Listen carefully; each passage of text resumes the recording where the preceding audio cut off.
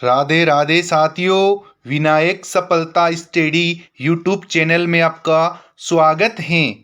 आज हमारी जो टेस्ट सीरीज है वह है Rajasthan police, railway group D, REET एवं अन्य प्रतियोगी परीक्षाओं हेतु अति महत्वपूर्ण है, जिसमें हमारा विषय रहेगा साथियों सामान्य विज्ञान। सामान्य विज्ञान में एक टॉपिक है सूक्ष्म जीव। सूक्ष्म जीव से टॉप 30 महत्वपूर्ण प्रश्नों का समावेश किया गया है, जिससे गोल्डन टेस्ट सीरीज 33 तैयार किया गया है। गोल्डन टेस्ट सीरीज 33 की शुरुआत करते हैं। इसके पहले क्वेश्चन की ओर बढ़ते हैं साथियों। पहले क्वेश्चन की ओर बढ़ने से पहले अभी तक आपने इस वीडियो की लिंक को अपने दोस्तों में शेयर नहीं किया है तो शेयर अवश्य करें और आप भी लाइक और कमेंट अवश्य करें साथियों। पहले क्वेश्चन की ओर बढ़ते हैं। पहला क्वेश्चन रहेगा हमारा 1 नंबर। जीवाणु की खोज किसने की थी साथियों? जीवाणु की खोज किसके द्वारा की गई? तो इसका जो सही उत्तर है वह रहेगा option number 1। Option number 1 correct answer हो जाएगा। ल्यूवेनहॉक ने जीवाणु की खोज की थी। अगले क्वेश्चन की ओर बढ़ते हैं। अगला क्वेश्चन रहेगा हमारा 2 नंबर। मीजोसोम किस कार्य से संबंधित हैं? मीजोसोम किस कार्य से संबंधित हैं? तो इसका जो सही उत्तर है वह रहेगा ऑप्शन नंबर 4। ऑप्शन नंबर 4 इसका करेक्ट आंसर हो जाएगा साथियों। उपरोक्त सभी श्वसन, प्रकाश संश्लेषण और जनन यह सभी मीजोसोम से संबंधित हैं। तो हमारा करेक्ट आंसर हो जाएगा ऑप्शन नंबर 2। अगले क्वेश्चन की ओर बढ़ते हैं। अगला क्वेश्चन रहेगा हमारा 3 नंबर। 3 नंबर क्वेश्चन देखिए। राइजोबियम सजीव के रूप में पादप से ग्रहण करता है। जो राइजोबियम है वह सजीव के रूप में पादपों से क्या प्राप्त करता है, क्या लेता है पादपों से? तो इसका जो सही उत्तर है वह रहेगा ऑप्शन नंबर 3, कार्बोहाइड्रेट लेता है। कार्बोहाइड्रेट को लेता है, पादपों से ग्रहण करता है और अपना जीवन यापन करता है। बदले में ये इसे नाइट्रोजन देता है। पादपों को क्या देता है? नाइट्रेट देता है, नाइट्रोजन। अगले क्वेश्चन की ओर बढ़ते हैं। अगला क्वेश्चन रहेगा हमारा 4 नंबर। 4 नंबर क्वेश्चन देखिए साथियों। अमोनी कारक जीवाणु अमीनो अम्ल को किस रूप में परिवर्तित करते हैं? अमोनी कारक जो जीवाणु हैं वो अमीनो अम्ल को किस रूप में परिवर्तित कर देते हैं? अमोनी कारक जीवाणु अमीनो अम्ल को किस में परिवर्तित करते हैं? तो इसका जो सही उत्तर है वह रहेगा ऑप्शन नंबर 1, अमोनिया में परिवर्तित कर देते हैं। करेक्ट आंसर हो जाएगा ऑप्शन नंबर 1।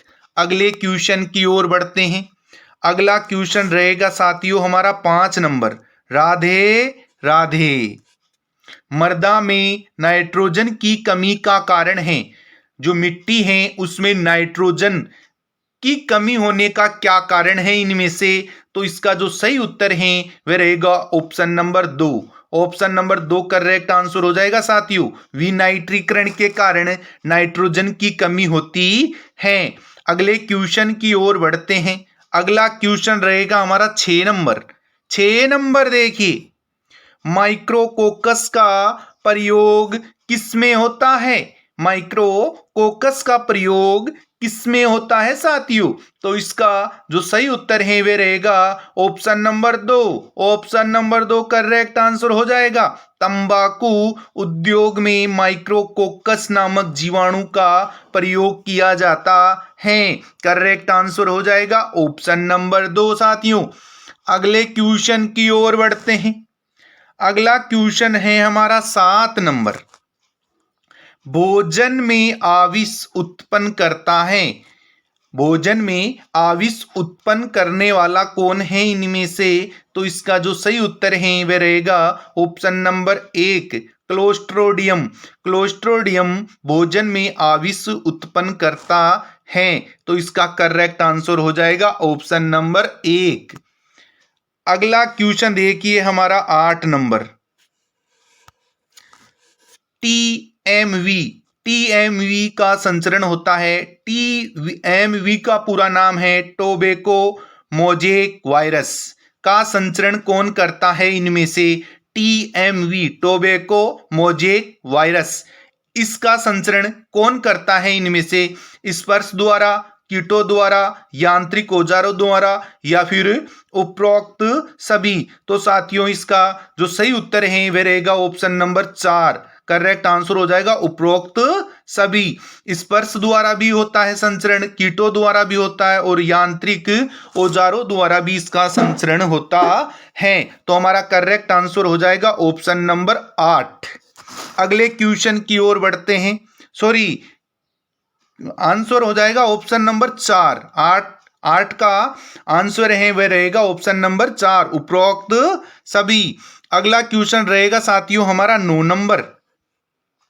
खाद्य पदार्थ के रूप में प्रयुक्त होने वाली कवक हैं। खाद्य पदार्थ के रूप में खाने योग्य कौन सी कवक है साथियों इनमें से? तो इसका जो सही उत्तर है वह रहेगा ऑप्शन नंबर 4।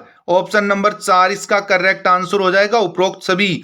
छत्रक, गुच्छी और लाइकोपर्डोन ये सभी की सभी खाने योग्य कवक होती हैं। तो करेक्ट आंसर हो जाएगा ऑप्शन नंबर 4। अगले क्वेश्चन की ओर बढ़ते हैं। अगला क्वेश्चन रहेगा साथियों हमारा 10 नंबर।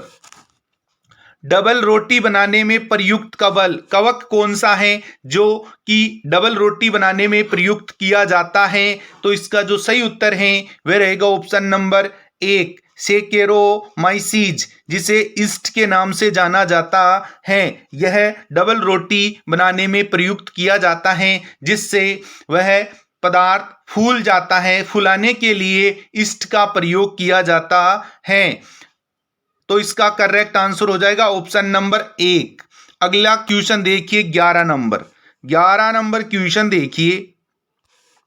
चीज को खराब करने वाला प्रमुख कवक है। चीज को खराब करने वाला मुख्य कवक कौन सा है इनमें से? तो इसका जो सही उत्तर है वह रहेगा ऑप्शन नंबर 2, जियोट्राइकम। जियोट्राइकम चीज को खराब करने में प्रमुख कवक है जिससे चीज खराब हो जाता है।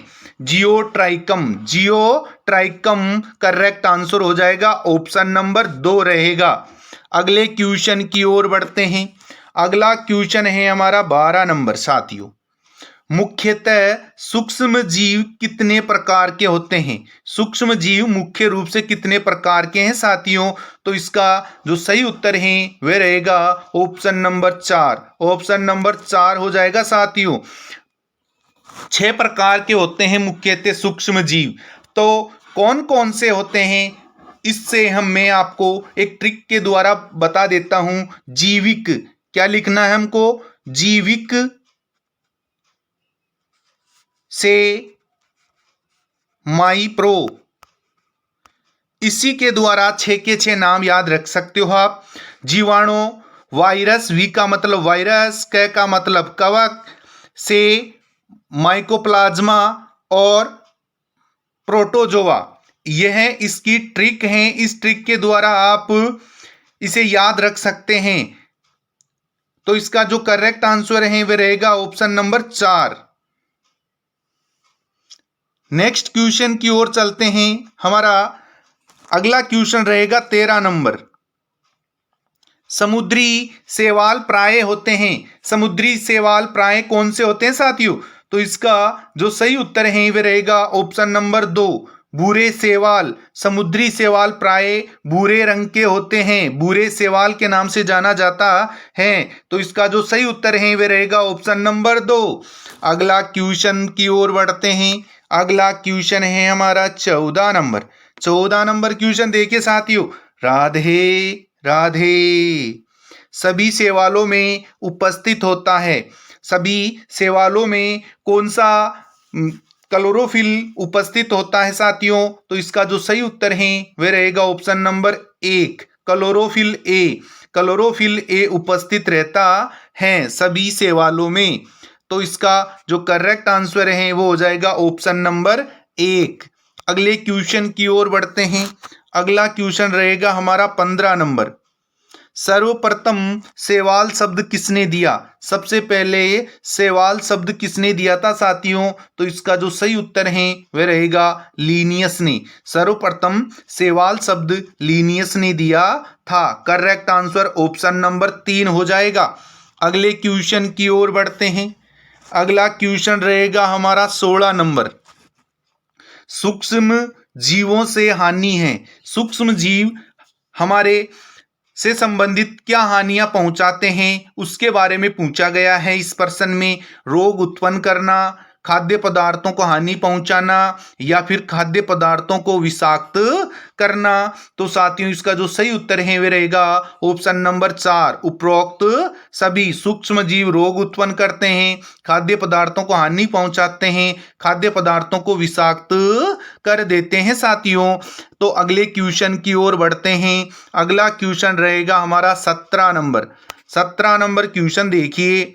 खाद्य परिरक्षण का तरीका है। खाद्य परिरक्षण का तरीका कौन सा है? खाद्य परिरक्षण का मतलब होता है खाने योग्य पदार्थों को कुछ लंबे समय तक उन्हें सुरक्षित रखना, जैसे अचार है, मुरब्बा है, कैंडी है इत्यादि को संरक्षण करना, यानी कि बचाए रखना, लंबे समय तक रखना अचार वगैरह को।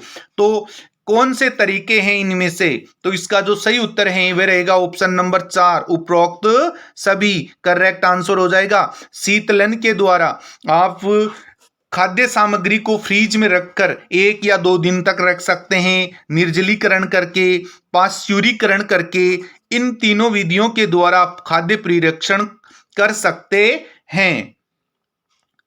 अगला क्वेश्चन रहेगा हमारा 18 नंबर। 18 नंबर क्वेश्चन देखिए। किस सूक्ष्म जीव में सजीव एवं निर्जीव दोनों के गुण होते हैं? वह सजीव भी रहता है और निर्जीव भी रहता है। कुछ समय के लिए जैसे हमारे शरीर से बाहर रहता है, उस समय वह निर्जीव अवस्था में रहता है। जैसे ही हमारे शरीर से संपर्क करता है तो वह सजीव में तैयार हो जाता है, यानी कि उसकी जो स्थिति होती है वह सजीव हो जाती है। तो सजीव एवं निर्जीव दोनों के गुण इनमें से किस में पाए जाते हैं? कौन से सूक्ष्म जीव में पाए जाते हैं साथियों? तो इसका जो सही उत्तर है वह रहेगा ऑप्शन नंबर 3, विषाणु। इसे सूक्ष्म जीवों में से सजीव एवं निर्जीव दोनों के गुण पाए जाते हैं, इसे कड़ी कहा जाता है। सजीव एवं निर्जीव दोनों की कड़ी के नाम से वायरस विषाणु को जाना जाता है, जो कि हमारे शरीर से दूर रहता है, किसी व्यक्ति विशेष से संबंधित नहीं रहता, अलग रहता है, तब तो निर्जीव अवस्था में रहता है, और जैसे ही हमारे संपर्क में आता है तो यह सजीव अवस्था में बदल जाता है। तो इसका करेक्ट आंसर हो जाएगा साथियों ऑप्शन नंबर 3। अगले क्वेश्चन की ओर बढ़ते हैं। अगला क्वेश्चन रहेगा हमारा 19 नंबर। प्रतिजैविक औषधि है। प्रतिजैविकी किसी रोग प्रतिरोधक क्षमता को रोकने वाली को प्रतिजैविकी कहा जाता है। तो इसका जो सही उत्तर है वह रहेगा ऑप्शन नंबर 1, पेनिसिलिन। पेनिसिलिन प्रतिजैविक औषधि के नाम से जाना जाता है। हमारा करेक्ट आंसर हो जाएगा ऑप्शन नंबर 1। अगले क्वेश्चन की ओर बढ़ते हैं। अगला क्वेश्चन रहेगा हमारा 20 नंबर। सबसे छोटा जीवाणु है। इनमें से जो सबसे छोटा जीवाणु है वह कौन सा है? तो साथियों इसका जो सही उत्तर है वह रहेगा ऑप्शन नंबर 2, ई कोकाई। ई कोकाई सबसे छोटा जीवाणु है। नेक्स्ट क्वेश्चन की ओर बढ़ते हैं। नेक्स्ट क्वेश्चन रहेगा हमारा 21 नंबर। कौन सा रोग जीवाणु द्वारा होता है? इनमें से कौन सा रोग है जो कि जीवाणु के द्वारा होता है? तो इसका जो सही उत्तर है वह रहेगा ऑप्शन नंबर 4, तपेदिक। तपेदिक जीवाणु के द्वारा होता है। चेचक, रेबीज, मीजल्स ये सभी के सभी वायरस जनित हैं, और तपेदिक केवल जीवाणु के द्वारा होता है। अगला क्वेश्चन देखिए हमारा 22 नंबर। 22 नंबर क्वेश्चन रहेगा हमारा, भूमि में वायु की नाइट्रोजन का स्थिरीकरण करने वाले जीव हैं। वायु में की जो नाइट्रोजन है उसको नाइट्रेट में बदलने वाले कौन से जीव हैं? तो वह रहेगा ऑप्शन नंबर 3, जीवाणु। क्या कहा जाता है, उन्हें जीवाणु करते हैं, जो कि राइजोबियम नामक के जीवाणु हैं, जो पेड़ पौधों की जड़ों में पाए जाते हैं। गांठें होती हैं, उन गांठों में राइजोबियम नामक जीवाणु पाए जाते हैं। अगले क्वेश्चन की ओर बढ़ते हैं। अगला क्वेश्चन रहेगा हमारा 23 नंबर। ये आ गया सर। नाइट्रोजन स्त्रीकरण जीवाणु युक्त ग्रंथियां पाई जाती हैं। कौन से पौधे में पाई जाती हैं? जो गांठें जिनमें राइजोबियम नामक जीवाणु पाए जाते हैं वह नाइट्रोजन का स्त्रीकरण करने में सहायक होती हैं। तो इसका जो सही उत्तर है वह रहेगा ऑप्शन नंबर 4, चना। चने की जड़ों में छोटी छोटी गांठें पाई जाती हैं जिसमें राइजोबियम नामक जीवाणु पाए जाते हैं, जो वायुमंडल की नाइट्रोजन को नाइट्रेट में बदलने का कार्य करते हैं। तो इसका करेक्ट आंसर हो जाएगा ऑप्शन नंबर 4। अगले क्वेश्चन की ओर बढ़ते हैं। अगला क्वेश्चन है हमारा 24 नंबर। 24 नंबर, कवक कुंचिका रोग किसके द्वारा फैलता है साथियों? कवक कुंचिका रोग किसके द्वारा फैलता है? तो इसका जो सही उत्तर है वह रहेगा ऑप्शन नंबर 3, माइकोप्लाज्मा द्वारा कवक कुंचिका रोग फैलता है। तो इसका करेक्ट आंसर हो जाएगा ऑप्शन नंबर 3। अगले क्वेश्चन की ओर बढ़ते हैं। अगला क्वेश्चन रहेगा साथियों हमारा 25 नंबर।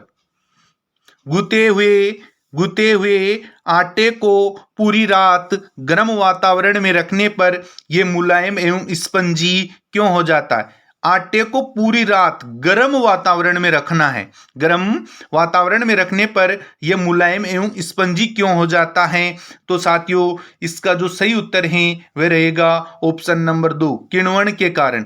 छोटे छोटे जीव उसमें वृद्धि कर जाते हैं, किण्वन क्रिया हो जाती है, यानी कि जो आटा है वह सड़ गल जाता है। किण्वन क्रिया का मतलब होता है उसे सड़ाना, तो उसमें सड़ान हो जाती है। जो बैक्टीरिया है, जीवाणु है, वह वृद्धि कर जाते हैं और वह मुलायम एवं स्पंजी हो जाता है। तो इसका करेक्ट आंसर हो जाएगा ऑप्शन नंबर 2। अगले क्वेश्चन की ओर बढ़ते हैं। अगला क्वेश्चन रहेगा साथियों हमारा 26 नंबर। दही में निम्न में से कौन सा जीवाणु पाया जाता है? यह क्वेश्चन एग्जाम में बहुत बार आ चुका है साथियों, इसलिए आप इसको रट लो रट लो रट लो। 3 बार राधे राधे राधे। हमारा जो इसका उत्तर है वह रहेगा ऑप्शन नंबर 3, लैक्टोबैसिलस नामक का जो जीवाणु है वह दही में पाया जाता है। दही में यदि आप नमक मिलाते हैं तो यह लैक्टोबैसिलस नामक का जो जीवाणु है वह नष्ट हो जाता है, लेकिन यदि आप दही में चीनी मिलाते हैं, शहद मिलाते हैं, तो लैक्टोबैसिलस नामक जो जीवाणु है वह 2 गुना वृद्धि कर लेता है, जो कि हमारे शरीर के लिए बहुत ही लाभदायक होता है।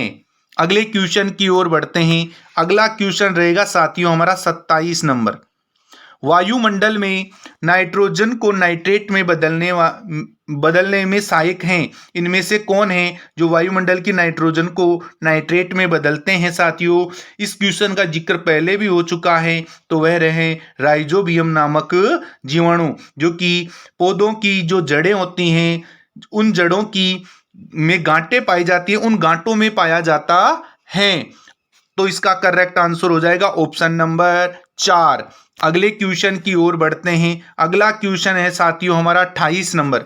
खमीर उठाने के लिए ईस्ट का उपयोग किया जाता है। खमीर को उठाने के लिए, यानी कि जो पदार्थ हैं उसे फुलाने के लिए ईस्ट का उपयोग किया जाता है। तो इसका जो सही उत्तर है वह रहेगा ऑप्शन नंबर 3। ऑप्शन नंबर 3 हो जाएगा साथियों, इसका 1 व 2 दोनों हो जाएगा। जलेबी में और डबल रोटी में ईस्ट पाउडर का उपयोग किया जाता है। अगले क्वेश्चन की ओर बढ़ते हैं। अगला क्वेश्चन रहेगा साथियों हमारा 28 नंबर। साथियों अभी तक आपने इस वीडियो की लिंक को अपने दोस्तों में शेयर नहीं किया है तो शेयर अवश्य करें और लाइक करें, कमेंट करें, जिससे हमें पुनर्बलन मिलता है। पुनर्बलन के बिना कुछ भी नहीं है।